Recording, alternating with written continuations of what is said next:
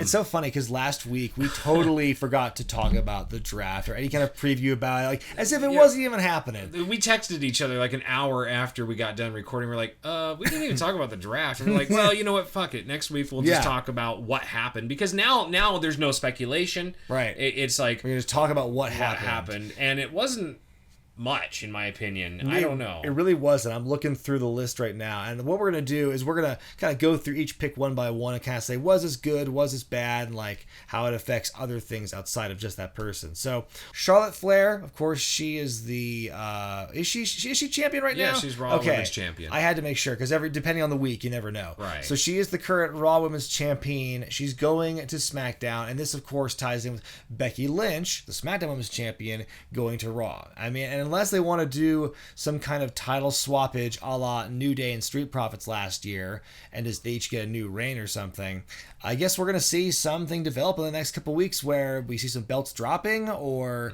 going to one person and getting picked up by somebody else. You know what I would do, just personally, if I was WWE, because they're stacking Crown Jewel up like with big matches, right? What I would personally do if I was them, kind of like that triple threat that they had with, I believe it was Guerrero, Benoit, and Angle, where they had the European belt on the first fall and on the second fall. Oh, Jericho. Benoit, Angle. Yeah, okay. And on the second fall, the Intercontinental title. Yeah. So maybe what they do is have like Charlotte in that match in Saudi Arabia, and then it's like the 4 women. Yeah. Well, you know what's funny? It's funny you bring that match up because I think of that match type a lot. I think it's an underrated. A lot of people kind of look at that match and go, "Oh, it's kind of a weird concept." Not really. No, I think it's a cool concept. The match itself probably could have been better, but like I don't think there's any confusion or anything wrong with there being like a 2 falls, 2 titles system. Not at all. No, I think either at the end of the day, you still have a good chance of like walking away with the championship. That's not a bad thing. Right.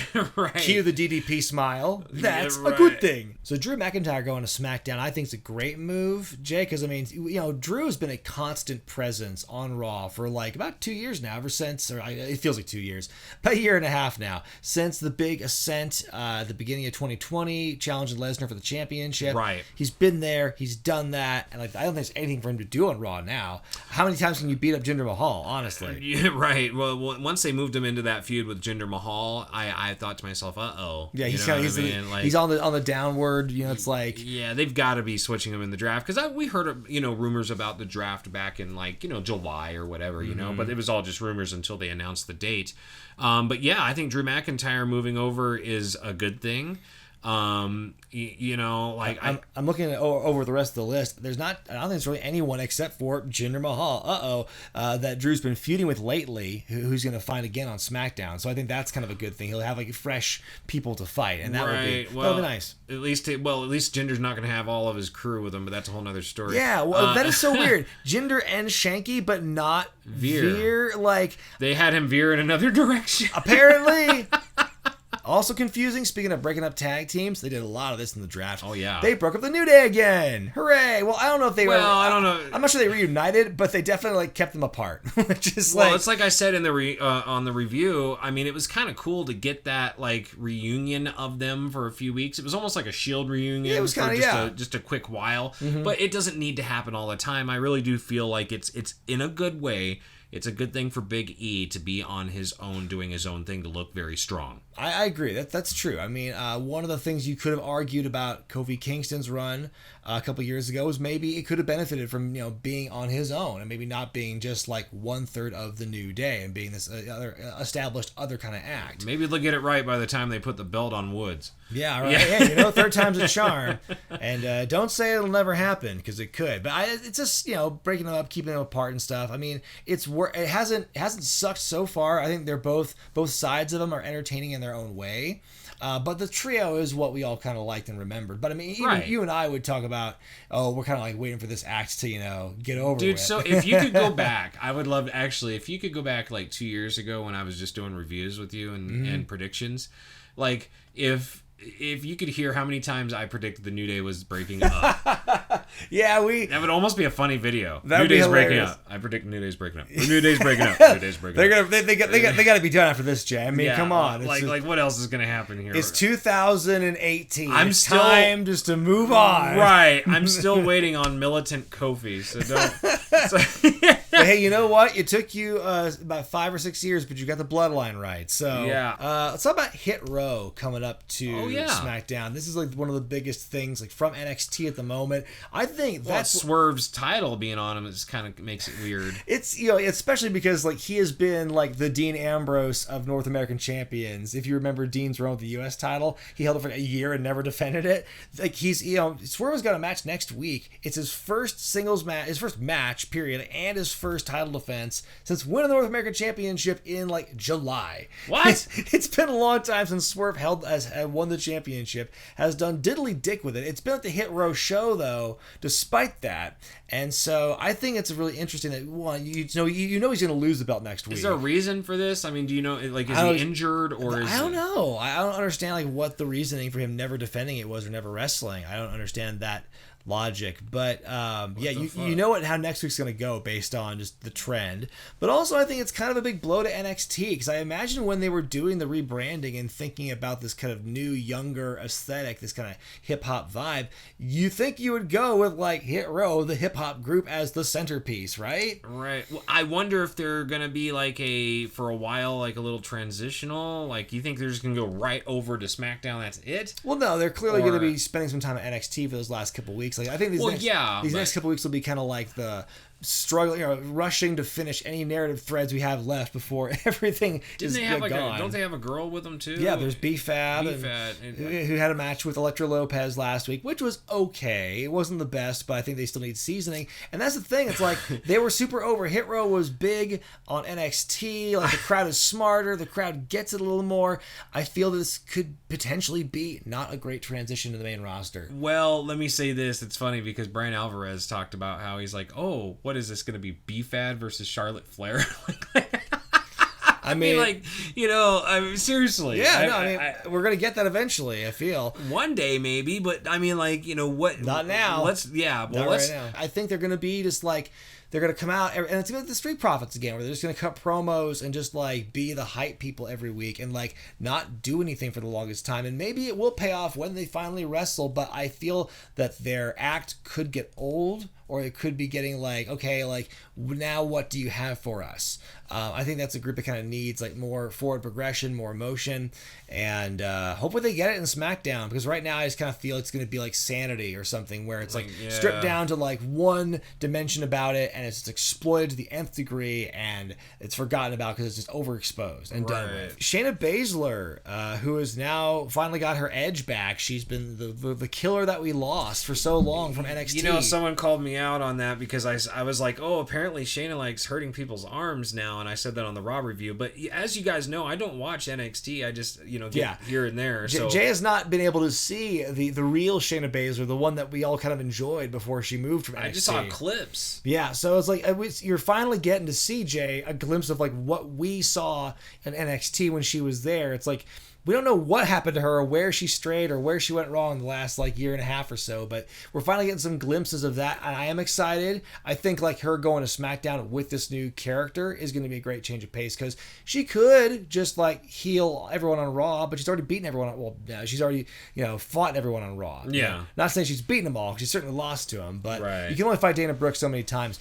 Some more NXT names that are getting called up: Ridge Holland and Zia Lee to SmackDown. That's right. Yeah, Ridge Holland, I'm surprised at, because like I feel there's still some time for him to be on NXT. He lost a lot of time due to injury, and so I guess they feel he's ready, because like he's back. He's been back for a little bit. Wasn't he just teaming with Pete Dunne? Yeah, he's Pete Dunne's muscle for a bit, and also kind of aligned with Oney Lorcan and Danny Burch, that whole combination of guys. He was supposed to be like Pat McAfee's muscle last year in his feud with Adam Cole before he got hurt, and so I guess they're kind of like fast tracking him now. It should be interesting to see what they do with him. I think he needs a new theme, and I think that Zia Lee is also kind of a surprise, because that's a storyline with her that I don't think ever got like properly resolved in NXT, where she was like, she went away to Mei Ying's not prison or like weird place to like learn to become a better fighter. You get hit with kendo sticks, you just absorb them, and like now she's a karate badass, and that had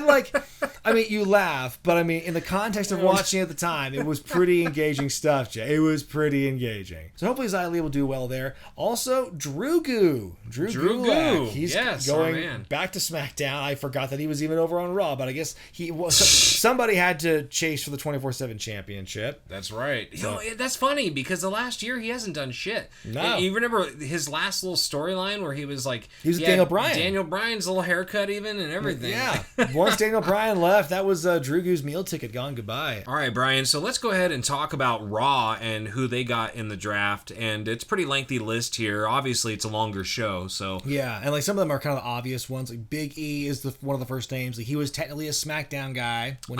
You know what? Here's another thing about this stupid draft, in my opinion, because well, it used to be like kind of like unpredictable, right? Like both the WWE champions could end up on the same brand kind of thing. Theoretically, yes. Theoretically, but they like went off the gate with like, here's who's going to be our top 2 guys. Here's who's going to be our top 2 women. Here's who's going to be our top tag teams. Here, you know, like it just seems like they didn't even like mix it up like almost like a lethal lottery anymore. Well, I just wish they had like the champions like stay put by default. Like if they're the champion, they're locked in there, so you don't have the situation like we have with Becky Lynch and Charlotte, or you know you had with Street Profits and the New Day last time.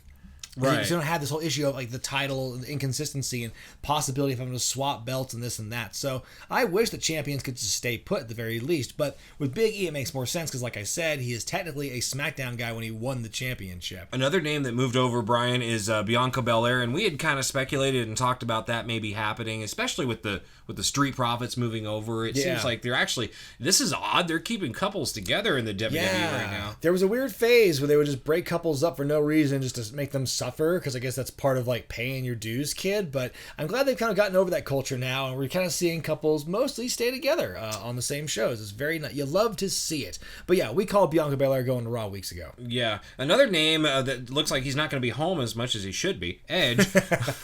Right. he's going to be over on Monday Night Raws now.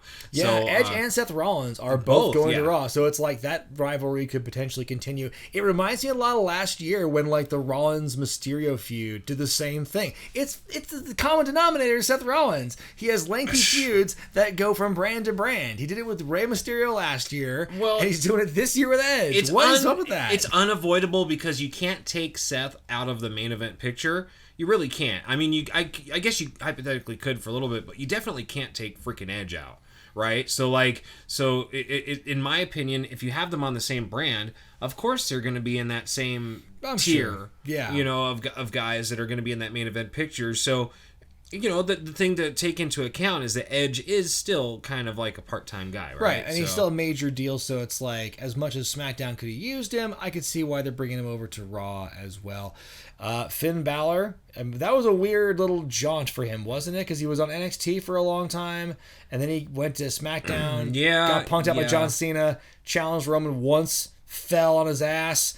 Is he never going to get... It wasn't even his fault that he lost. Isn't the Demon pissed? Yeah, right. You know, like, isn't he going to want that rematch, damn it? Yeah. You know? So, I mean, Finn going to Raw right away seems to me a bit premature, but what do you think? I don't know. I think that he was so over on SmackDown that maybe they're thinking, hey, we could do the same thing with him because we don't want to take it off of Roman. Yeah. But we could do the same thing over on Raw with him. Sure. Anyways, up next, somebody who's not even going to wrestle for another year or so, Gable Stevenson.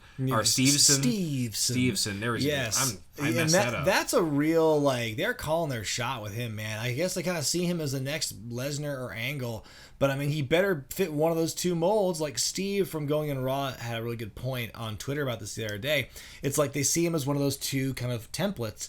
He's not as intense and crazy strong as Lesnar, so he doesn't have that going for him. So you better hope that he's got a person. Right. He has a personality like Kurt Angle's, because he's got the athleticism down. That's no question. But you hope that, like, it's not only that. It's you hope that the company, like, takes care of him and treats him well. I don't mean like coddling him, but like don't put him in this position where he is destined to fail. Don't make him a smiling blue chipper like Rocky Maivia or anything like that. Just like Jason Jordan? Like, yeah, or kind of a Jason Jordan character. Don't make him, like, you've got to let him, you can't try and overwrite him. Let's put it that way. You can't overbook him into this kind of like narrow thing that you see. Anyway, all right, well, let's move on to someone else. Carmella is coming over to Raw. Her and her new Moon Man mask.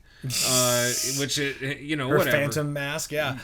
I kind of like that. I know. I think it's one of those things where she's done all she can and she's been beaten by everyone else on SmackDown. So time to go to Raw and see what else happens there. Street Profits are up next. Yep. We talked about them. We talked about he's got a natural fit to go back to Raw. They spent a good portion of last year on SmackDown. They did what they had to do, and again, it's just a good time for that to change of scenery. And tradition as the women tag teams are broken up. Tegan Nox is going to Raw, which means Shotzi Blackheart or Shotzi is still on SmackDown. They never got their title match, Jay. They've beaten Natalya and Tamina 3 weeks in a row or 3 times, and unless they're getting it before they break them up in the draft, I don't think they're gonna get their shot. What is the point? Well, what was the point of it? What I think the thing is that maybe because the women's tag team titles are dual brand. And it's the only belt that's really dual brand. But who the fuck is around? And literally the champions, Nikki ASH and Rhea Ripley, are the only women's tag team right now. They have broken everyone up. I know. What is the point? I don't get it, dude. I think everyone's scratching their head like, what the fuck? But let me say this. If the belts are dual brand, does that mean that the competitors also have to be on the same brand? So what I mean by that is that, like, Well, yeah, there's kind of like a last minute scenario where you could see Shotzi and Tegan be the champions, and then once they inevitably lose them, they'd have to go their separate ways, right? Which I think would add a new wrinkle, but I think that's giving WWE too much credit to think that far ahead. I actually agree with you on that. But it's just like, what are they going to do? They're going to take all these ladies and they're going to lump new teams together out of that. But what was the point of breaking the teams up if that's all you're going to do? Just to get someone talking about them. Sometimes I think that's a move that WWE would do. But like the Mysterios, the Alpha Academy, Apollo Crews, and Commander Aziz, those teams, and the Dirty Dogs, like you mentioned, all tag teams going from SmackDown to Raw. So we are getting some like changing combinations, but also the possibility of a lot of similar combinations. Right. Like how many times we see the Mysterios and the Alpha Academy fight in the last couple of months? Right. True that. Well, I mean, maybe they're going to be breaking up some of these guys in storylines or something. I would like to see the Alpha Academy go separate ways. I think that honestly, they've grown on me as a team. I didn't get it at first, but then like when they turned Otis heel and made him kind of like embrace like the bully aspect, I'm totally on board. So I kind of like. I think that team still has some juice left in it, some oomph to give. Apollo and Aziz showed up in the 24/7 picture. I'm hoping that doesn't last. Oh yeah, what a downgrade for Apollo Crews. Like he was the Intercontinental Champion, and like then he feuded way too long with like Shinsuke and Big E. Freaking Aziz doesn't know what to do. He's like, let's just go back underground, boss. I'm on Monday nights. Yeah, I know a place. I know a darkened room with a single spotlight on top. Right, this is where Zia Lee trained. Yeah. The very last one that Raw is going to get, I do believe it is the last one is Liv Morgan. Liv Morgan, yes. Maybe now she's on yet again on the precipice of some big push. So we'll see. Yeah, I mean, I wonder if because apparently there was something about. I had heard, I think it was Meltzer talking about how on the pre-show for Money in the Bank, she was almost in tears, and everybody was like, they did some sort of poll or something where like 70% of people said that, they thought that she was going to win, and WWE was like, oh, we got to swerve them because it's unpredictable. And when she found out, she was like pissed off about it because she was going to win. And so that's why she was kept off TV for so long and kind of like what the hell with her. I hate that practice too, where it's like, oh, the fans, they've guessed what we're going to do, so we better change it out of principle just to keep them guessing. And I hate that because sometimes the most obvious choice is the correct one, even if it is the most obvious and predictable. Even if we know where the ending is going to be, make the destination worth it. And it doesn't matter because at least we had a good journey to get there. There's a lot of these names that we saw coming through. I'm like, oh, who gives a shit? Because like, what have they done in the last year or two? Right. But you never know because it could literally overnight say, hey, we're gonna make you champion. We're gonna give you this win streak. We're gonna put you on TV, and it could literally happen at the drop of a hat. So with any of these names, literally, who the hell knows where they're gonna go? Yeah, or what's gonna happen. So I guess a healthy dose of optimism is the best we can hope for any of these. But again, we'll have to wait and see. I will be covering it for you on Raw and SmackDown in audio form. How about that? Faux show. Faux show. Want to hear more? Subscribe to This Week in Regret on YouTube for full episodes of the podcast, dropping every Thursday night. Don't forget, we're also on SoundCloud.